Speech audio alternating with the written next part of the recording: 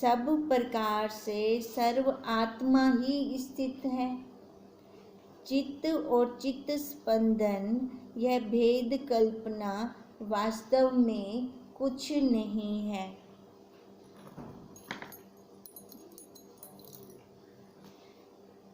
ब्रह्म ही अपने स्वरूप में आप स्थित है। अब वशिष्ठ जी क्या कह रहे हैं राम जी को कि सर्व आत्मा है, सर्व आत्मा के अलावा और कुछ भी नहीं है। जो हमारे चित्त में स्पंदन मतलब फूलना उठता है, जितनी भी भेद कल्पना होती है मेरे तेरे की, वास्तव में ये सारी मिथ्या है ही नहीं, है ही नहीं। और हम जिसको बनाकर बैठे हैं, जैसे माया जादूगर जादू दिखाता है, होता नहीं पर दिखा देता है वो। ब्रह्म ही अपने स्वरूप में आप स्थित है और सब भ्रम से भासित हो रहा है। अब जादूगर जब तमाशा दिखाता है तो भ्रम से दिखता है ना, होता तो नहीं है ना। कहते हैं ऐसे ये सारा भ्रम से भासित हो रहा है, जैसे भ्रम दृष्टि से आकाश में मोती दिखते हैं और नेत्र मूंद कर खोलो तो तरवर प्रतीति होते हैं, वैसे ही यह जगत भ्रम से भासित हो रहा है। कहते हैं आकाश में जैसे हमें दो दो आकाश भी दिखते हैं, तो उसमें दोष किसका होता है? अपने नेत्र का ही दोष है ना। आकाश में तो ऐसा कुछ नहीं है। कहते हैं ऐसे ही हमारी अपनी बुद्धि का दोष है, क्योंकि बुद्धि से हमने जो है नहीं उसको हमने सत्य मान लिया है। वास्तव में ये जगत भ्रम से है। हे राम, हम इस संसार समुद्र के पार हुए हैं। हम सरीखे ज्ञानवानों के यथार्थ वचन सुनकर हृदय में धारण करो तो शीघ्र ही आत्म पद की प्राप्ति होगी और मूर्खता का नाश होगा। अब वशिष्ठ जी कह रहे हैं भी, अपनी अनुभूति बता रहे हैं वशिष्ठ जी, जो जो उन्होंने अनुभव किया। कहते हैं मैंने भी वही अनुभव किया है जो ज्ञानवानों ने अनुभव की है। अब ज्ञानवान कौन है? जो अपने स्वरूप में स्थित है और जिनको ये संसार मिथ्या भासित होता है तो मतलब रहेगा तो वैसे का वैसे जैसे ज्ञान काल में था, है ना। ज्ञानी को जब स्थिति हो गई अपने स्वरूप में, ये तो नहीं होगा ना किसी चीज़ की कमी हो जाएगी, सारा वैसा का वैसा रहेगा, पर उनकी दृढ़ता कहाँ होगी? अपने स्वरूप में होगी। यहाँ पे अपने कन्वर्सन किया था कि स्पंदन सत्य या असत्य, उसका उत्तर क्या है? ये बनाया आकाश वाला, आकाश की तरह है, फूटना है सारा। ये स्पंदन फिर क्या असत्य? स्पंदन का असत्य है, फूटना है ही नहीं। अब फूटना आता कहाँ है? मन में। मन क्या है? सच की झूठ, झूठ है ना, क्योंकि उसकी अपनी सत्ता तो है नहीं, वो सत्ता ले रहा है और चल रहा है। तो स्पंदन क्या हुआ? ये फूटना क्या है? ये सारा झूठ है। अब कह रहे हैं हम इस संसार समुद्र के पार हुए। वशिष्ठ जी कह रहे हैं हम सरीखे ज्ञानवानों के यथार्थ वचन सुनकर हृदय में धारण करें। हम कहते हैं ना गुरुदेव के महावाक्य स्थित करो। ये जो संसार का चिंतन करते हो ना वो मत करो, पर उल्टा होता है। संसार का चिंतन आसानी से स्थित हो जाता है हृदय में, महावाक्य रुकते नहीं है हृदय में, गलत चल रहे हैं, उल्टी क्रिया कर रहे हैं। कहते हैं अगर ये हृदय में हम धारण करेंगे यथार्थ वचन तो शीघ्र ही आत्म पद की प्राप्ति होगी। वो दूर थोड़ी है, अब खाली विचार करना है। अब विचार क्या करना है कि मैं ब्रह्म हूँ, मैं साक्षी हूँ। हमारा विचार कैसे चलता है? माँ वाला, बहन वाला, है ना, पत्नी वाला। ये विचार ही हम गलत चलाते हैं। जब हम विचार गलत चलाते हैं वही बन जाते हैं। विचार को सीधा करना है, विचार सही चलाना है। अब अगर यही विचार चलाएंगे तो शीघ्र ही आत्म पद की प्राप्ति होगी और जो मूर्खता करके मेरे वचनों को ना धारण करोगे तो तुम्हारे दुख कभी भी नष्ट ना होंगे। अपनी अनुभूति लगाएं। जब हम महावाक्य लेते हैं तो हमें कैसे लगता है उस टाइम? बाहर संसार वाला झूठा खत्म हो जाता है, तपन तुपन सारी खत्म। क्योंकि बाहर का है आकार तक, मेरे तक नहीं है। मेरे तक क्या है? मैं जो स्वयं हूँ, मैं वही हूँ। अब इसलिए कहा, अगर मेरे वचन धारण नहीं करोगे तो दुख कभी खत्म ही नहीं हो सकते और ना ये नष्ट होंगे, और वृक्ष तृण बेल आदि की योनि पाएंगे। मेरा तेरा करते, राग द्वेष करते कहाँ जाएंगे? फिर वहाँ आके गिर जाएंगे। हे राम, आकाश और काल आदि सब पदार्थ कल्पना से सिद्ध हुए हैं। कल्पना है ये 5 भूतों की भी कल्पना है कुछ भी नहीं। आत्मा में कोई नहीं। हे राम, वायु से रहित जो समुद्र का चमत्कार है उसका कारण कौन है? वायु से रहित जो समुद्र का चमत्कार है, हमने कहा ना ये सारा ही चमत्कार है। अब एक तो चमत्कार हो गया ये सपनों वाला, एक ये स्थूलता वाला। कहते ये स्थूलता वाला चमत्कार कैसे हो गया भी? इसका कारण कौन है? दीपक में जो प्रकाश और अग्नि में जो उष्णता है उनका कारण कौन है? बताओ क्या हो सकता है उनका कारण? वायु के निस्पंद और स्पंदन का कारण कौन है? जैसे इनका कारण कोई भी नहीं है। वायु है तो स्पंदन है। अग्नि का नाम दिया क्यों? उष्णता के कारण उसको वही नाम दिया। मिर्ची का मिर्ची नाम दिया क्यों? उसकी तीखेपन के कारण उसको मिर्ची का नाम दिया। अब कहते हैं इन सब का कारण कोई भी नहीं है। दूध की सफ़ेदी है ना, उसका कारण क्या है? क्या कोई भी नहीं है इन सब का कारण। कहते हैं जैसे इनका कारण कोई नहीं है, वायु का रूप ही स्पंदन निस्पंद है, अग्नि का रूप उष्णता है और दीपक का रूप प्रकाश है, वैसे ही कलना भी आत्म स्वरूप से भिन्न नहीं है। जैसे मिर्च से हम उसका तीखापन दूर नहीं कर सकते ना, ऐसे इस आत्मा से ये जगत दूर नहीं कर सकते।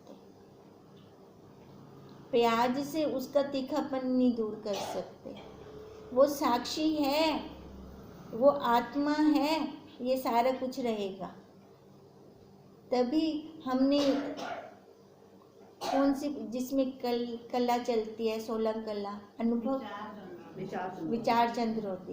विचार चंद्रोदय की दूसरी कला में हमने पढ़ा था कि ये ब्रह्म जगत और जीव तीनों इकट्ठे चलते हैं, अलग अलग नहीं कर सकते हम इन सबको। हे राम, यह कल्पना जो तुमको भासित होती है उसको त्याग करें। है ही नहीं ना वो कल्पना। अब कहते हैं कल्पना का त्याग करना है हमें। जो कल्पना हमें भासित हो रही है, जब अपने आप को देखेंगे तब ये सारे संशय खत्म हो जाएंगे, तब कोई संशय नहीं रहेगा। अंजू दीदी बाहर कह दो उसको, गुड़िया को वो ले गया जाके। अब यही कहते हैं कि अपने आप को हम देखें। हमारी कल्पना कब खत्म होगी? ये जब हम अपने स्वरूप को देखेंगे, हम उसमें रुकेंगे।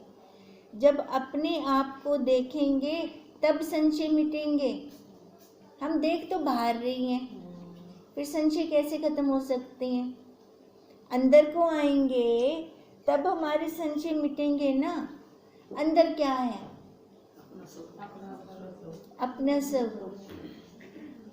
बाहर क्या है? संसार का स्वरूप, है ना। अब खाली अंदर रहना आसान है, बाहर रहना मुश्किल है, इतने सारों को नहीं हम वो कर सकते, हैंडल कर सकते। अपने सिर पे तो हाथ आप रख सकते हो, है ना, उसमें किसी का कोई ऑब्जेक्शन भी नहीं होगा। अब इसलिए वशिष्ठ जी कह रहे हैं कि सबसे पहले अपने आप को देखें हम, तब हमारे संशय खत्म होंगे। जब प्रलय काल का जल चढ़ता है तब जलमय हो जाता है, सारा ही जल जल जल खत्म। सृष्टि खत्म कैसे होती है? जलमय हो जाती है सारी, कुछ जल से अलग नहीं होता। वैसे ही अपने स्वरूप को जब हम देखेंगे तब हमको सब आत्मा ही दिखेगा। तभी कहते हैं पहले एक मटका जान, वो मटका अपने मटके को जानेगा तो सारे मटके तेरे को जाने जनाए मिलेंगे। नहीं तो हम कितने मटके जान सकते हैं बताओ? इतने सारे मटके हैं इस सृष्टि के अंदर, हम जान ही नहीं सकते। एक जैसे अब चावल बनाते हैं, एक चावल का दाना उठा के देख लेते हैं, एक को देखा पक गए तो सारे चावल पक गए, एक दाना तक नहीं देख रहे ना आप। अब ऐसे कहते हैं जो अपने वाला मटका तू देख गए किमें बने, क्या इंदे विच मटीरियल है, कैसे कैसे ये क्रिया कर रहा है। रात को देखो खा पी के सोते हैं, कौन अंदर बैठा है जिसकी हर एक गंदगी हर एक द्वार के आगे कर जाता है, सफाई करते हैं अंदर सारे द्वारों तो गंदगी वो छोड़ आगे निकाल जाता है। कोई तो है, कोई तो है ना। कहते हैं ऐसे जान तू इसको, कौन है जो अंदर बैठा तेरी सफाई कर रहा है, कौन है जो तेरे को जनवा रहा है, तेरे को पल पल का ज्ञान दे रहा है। यहाँ तक कि तेरा शरीर तो परिवर्तनशील है, विकार वाला है, बदल रहा है, पर जो तेरे को पल पल की जानकारी दे रहा है वो बदला बचपन से लेकर अब तक वैसा का वैसा ही है।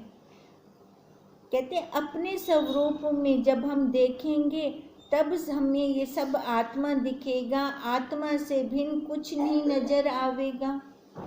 हे राम, आत्मा एक रस है। अब इतनी सारी आत्माएं क्या? नहीं ना, एक है ना। जैसे सूरज एक, सूरज का प्रतिबिंब अनेक, ऐसे वो सत्ता एक, वो प्रतिबिंब है। न्यारे न्यारे बर्तनों में पानी एक का एक, पानी वही एक हो गया ना, जल है ना, चित्त रूपी जल। अब यही कहते हैं जैसे रस्सी को यथार्थ ना देखिए तो भ्रम से सर्प दिख रहा है, और भय कितना लगता है नहीं, डर रहे हैं हम। और जब ज्यों की त्यों रस्सी जान लो तब सर्प का भय कहाँ गया? खत्म, उसी काल में खत्म, दूसरा काल नहीं लिया हमने। अब ऐसे ही जब अपने स्वरूप को हमने जान लिया जिस काल में, उसी काल में संसार का भय नहीं रहेगा, निडर हो जाएंगे हम। वैसे ही आत्मा के ना जानने से जीव बना, ये संसारी हुआ। अपने स्वरूप को ना जान, थे तो हम ब्रह्म से जीव कैसे बन गए, है ना कहीं गलती की है ना हमने। अब कहते हैं गलती यही की है कि हमने अपने स्वरूप को नहीं जाना, वहाँ रुक गए, भूल गए, नीचे गिर गए, पतन हो गया हमारा।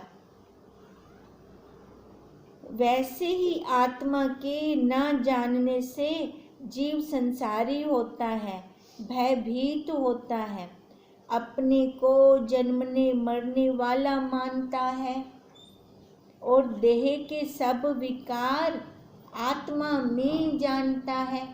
अब वो ये नहीं देखता कि परिवर्तन किस में हो रहा है, आकार में हो रहा है, शरीर में हो रहा है, आत्मा में हो रहा है क्या? वो ऊपर बैठा जो बाहर है शरीर पे, आत्मा का तो उसको कुछ अता पता ही नहीं है। तो वो सारा कुछ अपने आप मैं बना पड़ा है। पर जब आत्मा को जानता है तब सब भ्रम उसका निवृत्त हो जाता है। जैसे नेत्रों से तारे दिखते हैं और जब नेत्र मूंद लो तो उनका आकार अंतःकरण में भासित होता है, क्योंकि उनकी सत्यता हृदय में होती है। हम क्या करते हैं, हम जब भी इन आंखों के द्वारा कुछ देखते हैं ना, अंदर भर लेते हैं, उसकी फोटो खींच लेते हैं, उसका संस्कार रख लेते हैं अंदर। अब देखो, अगर मैं कोई चीज़ अब घर से देख कर आई हूँ या आंख बंद करके बैठती हूँ, वो वस्तु नहीं है, वो पदार्थ नहीं है, पर उसका आकार आ जाएगा, अंदर आ जाएगा। ये कैसे आया? हमने खींच ली, उसकी फ़ोटो खींच ली, अंदर धारण कर लिया उसको। और हम जब चल के आए हैं तो रास्ते में कितने मिले होंगे, उनका रहा अंदर, उनकी फ़ोटो खींची गई। क्यों? ये डिफरेंस क्यों? जो अपने होते हैं ना उनका, क्योंकि माना हुआ है मैंने अपने अंदर। हाँ, ये मान के चल रहे हैं हम सारा कुछ। अब ये मानना पहले बंद करना पड़ेगा सबसे पहले, क्योंकि जो हमने माना है ना, ये सारा झूठ है, हमारी प्रारब्ध की सामग्री है वो। हम वो तो देखते नहीं है, अपनी प्रारब्ध खत्म की में थी से खत्म होने के लिए सामग्री चाहिए ना, वो उसकी सामग्री है, वो हम जानते नहीं है। वहाँ पे हमने मेरा तेरा कर लिया, राग द्वेष कर लिया, वो उस जगह के कारण वो खिंचते गए संस्कार अंदर, फोटो की तरह खिंचते गए। दर्पण बनने नहीं आया। दर्पण हम जब आते हैं तो बन जाते हैं, वास्तव में दर्पण ही बनना है हमें। कोई दर्पण दिखा देता है, अपने अंदर कुछ नहीं रखता, वैसे का वैसे दिखा देता है, रखता नहीं है कुछ भी। तो ऐसे का ऐसे ही रहना है हमें, रखना कुछ नहीं है अंदर, क्योंकि इनकी सत्यता हृदय में होती है, पर हृदय से उनकी सत्यता जब उठ जाती है फिर ये भाषित नहीं होते। दोनों उदाहरण ले लिए ना, घर वाला अंदर आ गया, घर से जब चलकर आए सत्संग भवन तक, वो अंदर नहीं आया, ध्यान भी नहीं गया हमारा उस साइड। कहते हैं ये चित्त के भ्रम से संसार है। अब जो चित्त के अंदर हमने संस्कार भरे, संस्कार से अंदर संस्कार, बाहर संसार, यही हमारा चल रहा है। ये मिथ्या है, ये दृढ़ता करनी है, ये सब मिथ्या है, मिथ्या है, मिथ्या है, मिथ्या है। एक कोरे पेपर पे लिख लें, ये सब मिथ्या है। उठते बैठते उसको देखा करें, अगर ऐसे याद नहीं रहता तो लिख के चिपका दे अपने बेड के ऊपर, ये सब मिथ्या है। उठते बैठते तो याद रहेगा ना। बच्चे अपनी डेट शीट अपना सारा कुछ बेड पे चिपका देते हैं जब उनके एग्जाम्स होते हैं तो। अच्छा, दर्पण नहीं बनते, दर्पण हमें दिखा रहा है, मन दिखा रहा है, साक्षी दिखा रहा है, बता रहा है, मन बता रहा है या साक्षी। दर्पण नहीं बनते। दर्पण किसको कहा, मन को या आत्मा को, साक्षी को? अंतःकरण रूपी दर्पण, हम वहाँ पे रुक जाएं। करण रूपी दर्पण, अंतः साक्षी में तो कुछ भी नहीं है ना, साक्षी का एक्स पढ़ है ना अंतःकरण पे। रूपी दर्पण, अंतःकरण पे तो रुक, वहाँ से तो हमारा ये मेरा तेरा चल रहा है। अंतःकरण में क्या चार पुर्जे हैं, मन, बुद्धि, चित्त, अहंकार। दर्पण बने ना, फिर दर्पण ही तो बनने हैं हमें। वही अंतःकरण। अंतःकरण को हमने कैमरा बना दिया है। अंतःकरण के अंदर ये चार बॉक्स हैं। अपनी बुद्धि के अंदर हम जब कुछ ले जाते हैं, पहले तो मन वाला रास्ता, फर्स्ट आगे मन खड़ा है गेट कीपर, वहाँ से अंदर ले जाते हैं। दूसरा नंबर पे बुद्धि खड़ी है, फिर बुद्धि से हम वो सारा सच्चा मानने शुरू कर देते हैं, उसका मंथन करना शुरू कर देते हैं। मंथन करते करते वो हमारे पूरे हृदय तक पहुंच जाता है, चित्त तक पहुंच जाता है। चित्त तक पहुंचते ही वो हमारी वैसे ही, हाँ वाकई ये इवें ही है बोला डिसीजन गिनर शुगर दें दुआ पाऊँ दे प्रति। तो ये बॉक्स बन गया ना, इस बॉक्स से ही तो हमने काम लेना है, इस बॉक्स को हमने साफ करना है। हम क्यों कहते हैं शुद्ध अंतःकरण, कहते हैं ना शुद्ध अंतःकरण में ज्ञान रुकता है। क्यों कहते हैं ऐसे? अंतःकरण के अंदर तो 4 बॉक्स हैं, किसी एक का नाम तो लिया नहीं हमने। ये चारों का तालमेल है आपस में। पहले 2 वाले ज़्यादा महत्वपूर्ण है, मन और बुद्धि, फिर उसके बाद 2 उनका ही किया करते हैं। पहले 2 वाले जो हैं वो ज़्यादा महत्वपूर्ण है, इसलिए हम कहते हैं कि अंतःकरण पहले शुद्ध हो। शुद्ध अंतःकरण से ये ज्ञान रुकेगा और फिर जो रुकेगा तो वही बाहर निकलेगा। अगर है ही नहीं, हमारा अंतःकरण रूपी पर्स ही खाली है, खर्च क्या करेंगे? कोई परिस्थिति आएगी तो निकालेंगे क्या हम बाहर? फिर तो कुछ भी नहीं कर सकते। लाता हुए जिमें मेरा तेरा चलदा पे ठा पटात हिंदी पे संसार विच उवें ही थिंदी रहे वैसे। इसलिए कहते हैं कि पहले अंतःकरण को दर्पण बनाएं। उसके अंदर जैसे दर्पण का एग्जाम्पल इसलिए लिया हमने, जैसे वो सबको दिखा देता है, जैसा मर्जी कोई हो, किसी के प्रति राग द्वेष नहीं करता। जैसा दिखा देता है मन या साक्षी? साक्षी कुछ नहीं करता। अच्छा, मन दिखा देता है वही, वो जो हमारे अंदर चित्त हाँ, चित्त के अंदर चल रहा होता है, मन दिखा देता है। वो शुद्ध हो जाए वही साक्षी है, फिर बस यही है ना। अगर वो शुद्ध हो जाए, दिखा देता है। आप इतनी छोटी छोटी बात पे कंफ्यूज हो जाते हो, इतनी विचार की क्लास में कैसे बैठे हो? वही मन ही साक्षी बन जाता है ना, वही साक्षी हो जाता है। मन जब शुद्ध हो गया एकदम, जैसे मन तू ज्योत स्वरूप है, अपना मूल पछाण। मन के 2 रूप बोले गए हैं, हाँ जी, तभी हम कहते हैं शुद्ध अंतःकरण। और पहले दो गेट कीपर बहुत ज्यादा महत्वपूर्ण है, मन और बुद्धि। मन से अंदर जाता है सारा कुछ। हमारे वासनाएं कहाँ से उठती हैं?